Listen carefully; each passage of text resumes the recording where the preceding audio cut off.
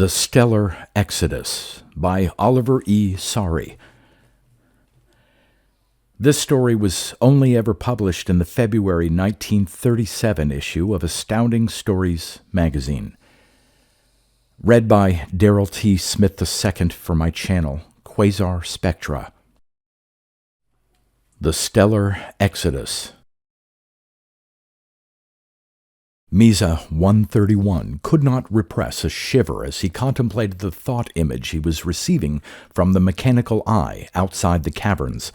A convulsive ripple passed over his fluid, spherical body, and his glistening surface film became dulled for a moment. For he was viewing a landscape enshrouded in glacial cold. Sharp spires of frozen matter thrust themselves into the sky with painful ruggedness. Even the life-giving silicon compounds, which had once flowed in great rivers on the surface of the planet, had now succumbed to the cold. Already the atmosphere of mercury vapor was condensing, dotting the land with frigid pools, and an atmosphere of lighter gases had taken its place. Indeed, the temperature outside was approaching that of outer space. The planet was dying. The weak rays of a waning sun were no longer able to support life upon it. Only in deep, insulated caverns did the last remnants of life survive, and it was necessary to heat these refuges with atomic engines, the fuel for which was rapidly becoming exhausted. The history of Misa's people was a tale of continuous struggle with cold, for heat was life to them, the only source of their bodily energy. Many ages ago, when the sun was young, they had lived on the outermost of the system's 9 planets. There they had risen from savagery to civilization. They had discovered science. A few thousand years, and the years of that planet had been long indeed, of scientific endeavor had brought forth the discovery of atomic energy as liberated from radium, which practically freed the race from nature and enabled them to fly to other planets. But even then the sun was beginning its cooling decline. The outer planet was growing cold. The people, knowing that the supply of fuel for their atomic heaters could not last indefinitely, moved sunward to the neighboring planet, which was still in its youth. Rather than live in sealed caverns, they tried to adjust themselves to the new conditions, with the result that the struggle took them down the evolutionary ladder to the lowest depths of savagery, and they lost all their science. For many generations, the spark of intelligence burned low, but it had not been extinguished. In the second rise to civilization, the race evolved to fit the conditions of the planet. Their bodies adjusted themselves to its gravity, atmosphere, and temperature. They rediscovered secrets of nature and again liberated atomic energy, this time from uranium. But they had forgotten that the outermost planet, which was now cold and lifeless, had once been their home, and it was not until they visited there and discovered the records of the ancient race that they learned the truth. Thus, through millions of generations, the race had clung tenaciously to life, migrating sunward, huddling closer to the dying sun. Now they were again on a dying planet, but this time there was no planet nearer the sun to which to go. They had done everything in their power to preserve the race.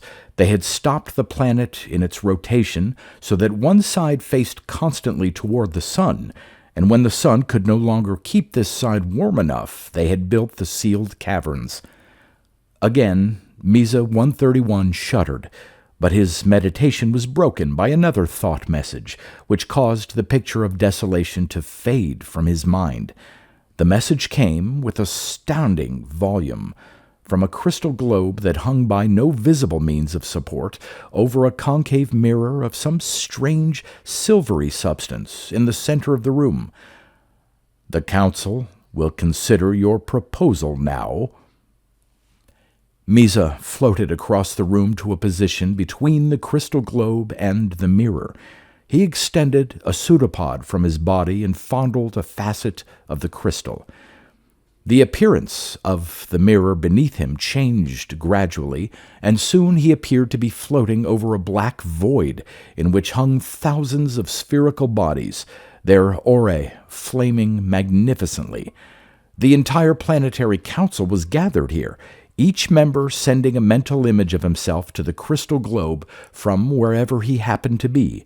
The globe changed the mental images to visual images, projecting these upon the mirror. This was done because a visual image helped greatly in direct thought transference, variation in the color of the aura being a sort of language of these creatures. "Greetings," thought Misa, and this thought was carried via the globe to the multitude. "Some of you perhaps know why I have summoned this hearing. You know that this which I have to say is of vital importance to the future of the race. Therefore, I beg your closest attendance. You, the Supreme Planetary Council, know that the existing supply of atomic fuel is very limited. Thus far, we have been unable to extract atomic energy from the lighter elements. Only radium, uranium, thorium, and polonium can be used in our burners, and these our ancient forefathers removed from the entire solar system and brought to this last planet. Perhaps some tiny quantities of these elements remain on the other planets, but to seek them is futile. And without fuel for our atomic burners, our caverns must soon grow cold, and our people perish. Therefore, there are 3 courses open to us. The first and simplest would be to peacefully await the end, which cannot be more than a few generations off. The second course would be to move our planet closer to the sun. This would be both difficult and dangerous, and would prolong our life for but a few thousand generations.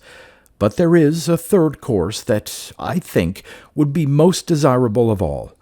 You, as the Supreme Council of all knowledge, know of the star 107614, which, as its numerical classification implies, is one of the younger suns, the 6th nearest star to our sun, surrounded by 14 planets as far as we've been able to observe. This star has a small companion of very great density, and they revolve around their common center of gravity, around which the planets also revolve. The planet, which is 12th in order from the sun's, should be habitable at present. Should we be able to reach this star, we would be assured of a comfortable home for millions of generations to come.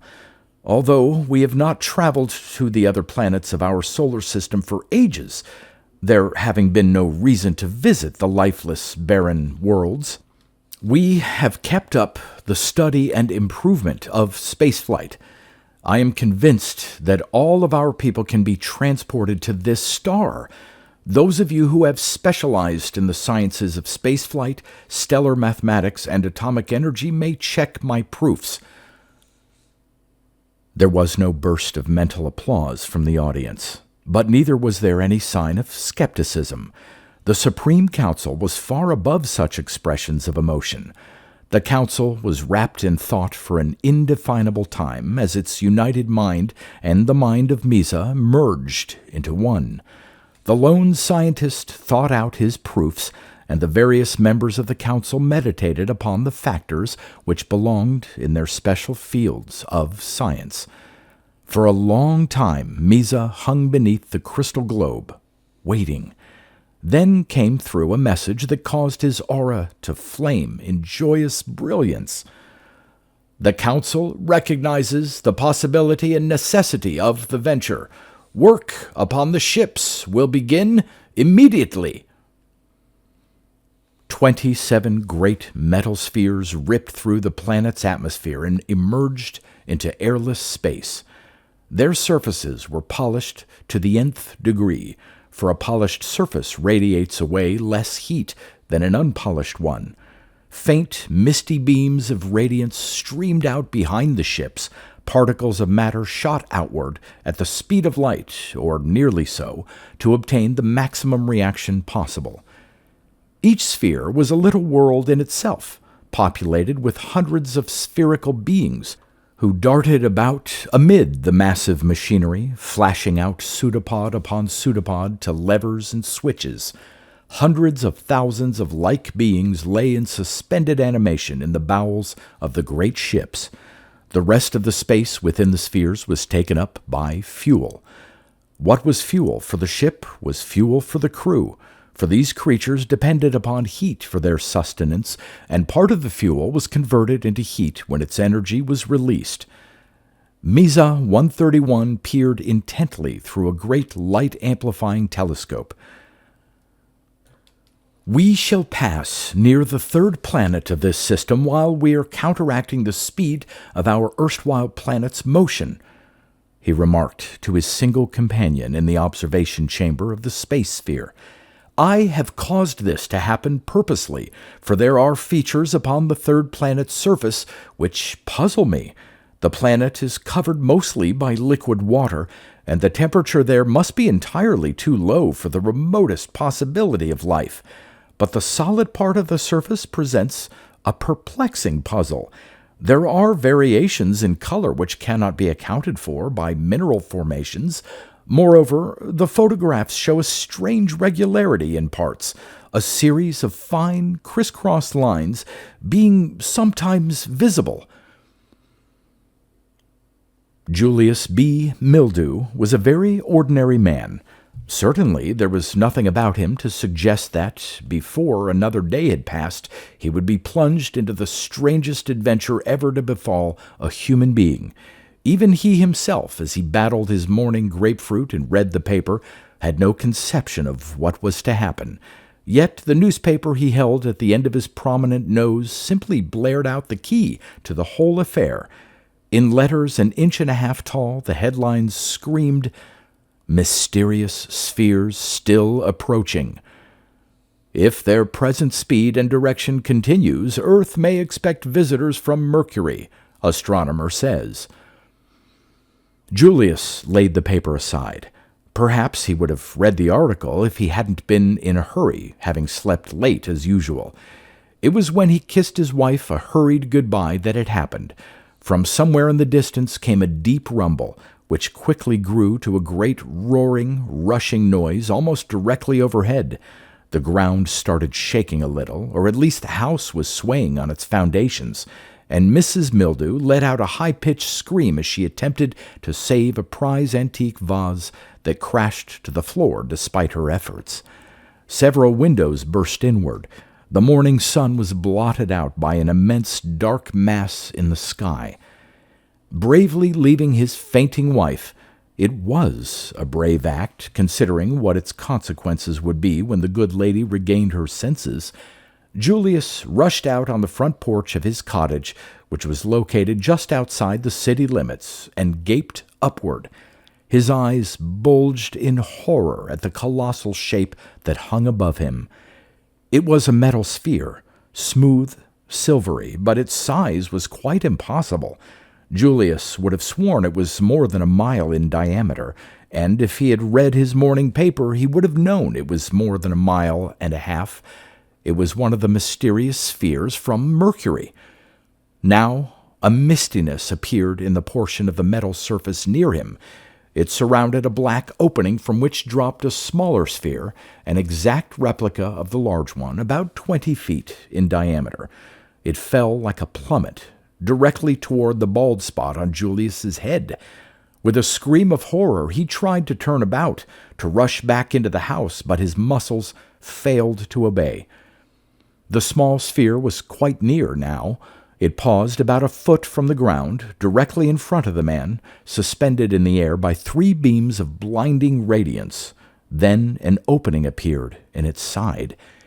Julius's fainting senses brought him a sensation of terrific, blistering heat emanating from the opening.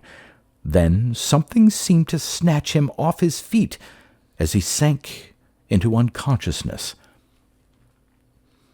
Slowly, he struggled back to painful consciousness. At first, he could think only of the heat. His face and hands were covered with painful burns, and his clothing had begun to smolder, but it was a bit cooler now, though it was still too hot for comfort. He looked around dazedly. He was in a cubical cage about 10 feet on a side, made of some transparent substance. Mica, thought Julius. Through an opening at the top, a stream of cooler air was blowing, escaping through slits in the floor. He touched a wall and found it was unbearably hot. Outside his cage billowed a strange, murky atmosphere, glowing faintly blue with a reddish tinge. Near enough to be visible through the semi-opaque gas were several spherical objects about 3 feet in diameter, each being surrounded by an intense blue-violet aura. They darted about near his little prison, propelling themselves by no visible means. Physically, Julius was rather above the average modern middle-aged man. Many another would have succumbed to the extreme temperature to which he had been subjected, but the shock of his strange surroundings, added to the pain of his burns, was too much for his modest composition, and he again felt himself losing his grasp on consciousness. "Strange being, we are from the first planet of this system. We are leaving this star because it is no longer able to support us. Your planet is cold beyond all possibility for life, and yet you live and even have an intelligence of a sort. When subjected to normal temperature, your mind registers extreme discomfort. Are there many others on this planet like you?" Julius was quite ready to disbelieve his ears when he realized that he had not heard this strange message through them. It had been entirely mental. He passed it off as a figment of his imagination, but unconsciously he considered the question. What was that about a dying sun? He remembered a lecture he had once heard in which the man had said, "Our sun is in its early middle age. We can be assured that it will radiate enough heat to support life on Earth for millions of years to come." And, in answer to the last question, he thought of cities teeming with life, human and otherwise, of countrysides covered with vegetation, roamed over by animals of every size, and for a few moments he noted a strange, agitated motion among the glowing spheres outside. One approached his mica cage and touched the transparent wall with a sort of pseudopod, which it extended from the smooth surface of its body. But the extended member was quickly withdrawn. "Your cage is cold, strange being, yet your thoughts are impregnated with sensations of extreme heat." This time Julius did not doubt that the message was foreign to his brain. His senses reeling, his burns forgotten, he stared at the glowing spheres. Then again he felt the heat. Sweat was flowing from every pore in his body, and his burned skin was forming painful blisters. He sank to his knees. Vaguely he noticed a sudden increase in the activity of the creatures outside. Then he felt a faint sense of motion, of dropping through bottomless space at inconceivable speed.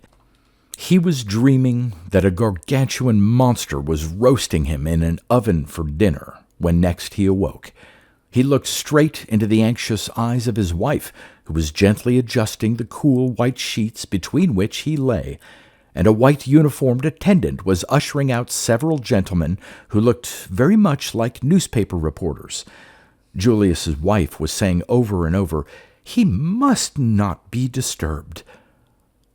And weeks later, when his burns had begun to heal, he was interviewed by world-famous scientists, by newspapermen, by whole scientific societies, and by representatives of film companies.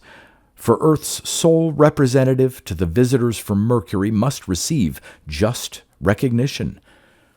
A summarized account of the events of that fateful day when the visitors from Mercury stopped upon the Earth is as follows. The 27 great spheres, which had been under observation for several days, came within 200 miles of the Earth's surface on June 12, 1944. There they hung motionless, while one descended into the atmosphere to a spot over the city of Detroit, Michigan. The experiences of Julius B. Mildew, whom the Mercurians kept within their sphere for an hour, have been related elsewhere. The sphere then rejoined its companions. The 27 great ships headed away from Earth at an accelerating speed. When last seen, they were apparently building up speed toward the star Sirius. Far out in space, Misa 131 watched the dwindling image of the third planet. He was making a complete vibratory record of the great exodus. As he recorded the discoveries he had made on the third planet of the solar system, he inserted a theory of his own in explanation of the strange form of life that had been found there. We had thought that we were leaving behind a lifeless solar system. To us and our form of life, the sun was aged beyond capability of supporting life upon its planets. But to the creatures which we found on the third planet, the sun was young. Whereas we depend upon heat for our sustenance, these beings exist and live by means of a constant chemical action going on within their bodies. Therefore, they could survive at a far lower temperature than we. If life has a special function in the order of things, as it must have, would it not be foolish to suppose that nature had confined it to the very narrow limits to which we must conform? Perhaps sometime those beings of the third planet will also leave the system in search of a new sun, but they will not leave it lifeless, for another form of life more suited to the existing conditions will have taken their place. Even when the sun has cooled to a faint cinder, there will be life upon the planets. In a temperature very near absolute zero, they will exist and think of themselves as the final result of nature's planning. Perhaps they shall discover the ultimate goal of life, which we, with all our attainment, have yet been unable to do. Perhaps the sun itself will be the final abode of life. We do not know. We can only wait and struggle to survive according to the immutable law which nature has placed upon us.